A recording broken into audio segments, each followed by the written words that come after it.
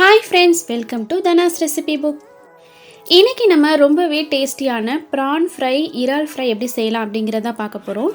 இந்த ரெசிபி ரொம்பவே ஈஸியாக யார் வேணாலும் செஞ்சிடலாம். வீடியோவை ஸ்கிப் பண்ணாமல் ஃபுல்லாக பாருங்கள். வீடியோக்குள்ளே போகிறதுக்கு முன்னாடி நம்ம சேனலை இப்போ தான் நீங்கள் ஃபர்ஸ்ட் டைம் பார்க்குறீங்க அப்படின்னா சேனலை லைக் பண்ணுங்கள், ஷேர் பண்ணுங்கள், சப்ஸ்கிரைப் பண்ணுங்கள்.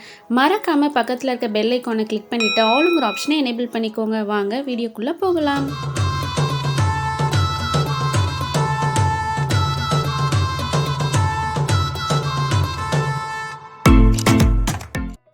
ஓகே, ஃபஸ்ட்டு நம்ம ஒரு மிக்சிங் பவுல் எடுத்துக்கலாம்.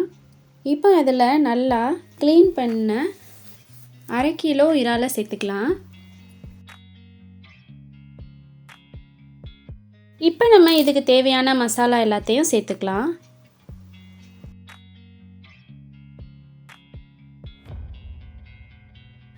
அரை டீஸ்பூன் மஞ்சத்தூள்,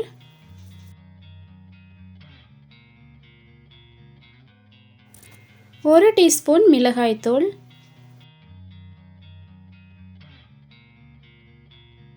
அதுக்கப்புறம் கொஞ்சம் கலராக வரணும் அப்படிங்கிறதுக்காக 1 டீஸ்பூன் காஷ்மீரி மிளகாய்த்தூள், 1 டேபிள் ஸ்பூன் இஞ்சி பூண்டு விழுது,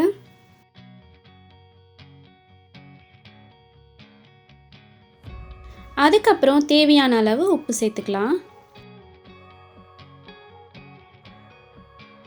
இப்போ இதை நம்ம நல்லா ஈவனாக மிக்ஸ் பண்ணிக்கணும், எல்லா இறால்லையும் ஸ்ப்ரெட் ஆகிற மாதிரி.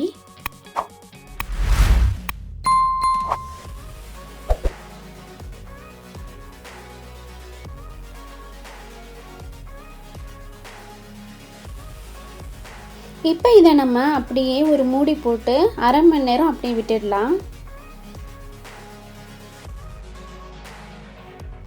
1/2 மணி நேரம் ஆயிடுச்சு. இப்போ நம்ம இறாலை ஃப்ரை பண்ண ஆரம்பிக்கலாம். இப்போ ஒரு கடாய் அடுப்பில் வச்சுட்டு ஒரு 3 டேபிள் ஸ்பூன் அளவு மட்டும் எண்ணெய் ஊற்றிக்கலாம்.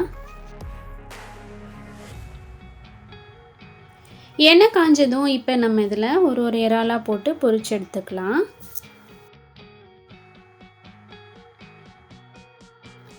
இந்த இறால் பொரிச்ச எண்ணெயை நம்ம வேறு எதுக்குமே யூஸ் பண்ண முடியாது. அதனால தான் நான் இங்கே கொஞ்சமாக எண்ணெய் ஊற்றி அதுக்குள்ளேயே நம்ம பொரிச்சு எடுத்துக்கலாம். அதனால நமக்கு எண்ணெயோட அளவும் வேஸ்ட் ஆகாமல் இருக்கும்.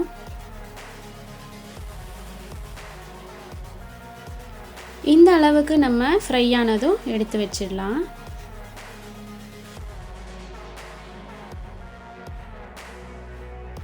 இதே மாதிரி இப்போ நம்ம மீதி இருக்கிற எல்லா இறாலையும் நம்ம ஃப்ரை பண்ணி எடுத்துக்கலாம். இறால் ஃப்ரை பண்ணும்போது ஃப்ளேம் வந்து மீடியமில் இருக்கணும்.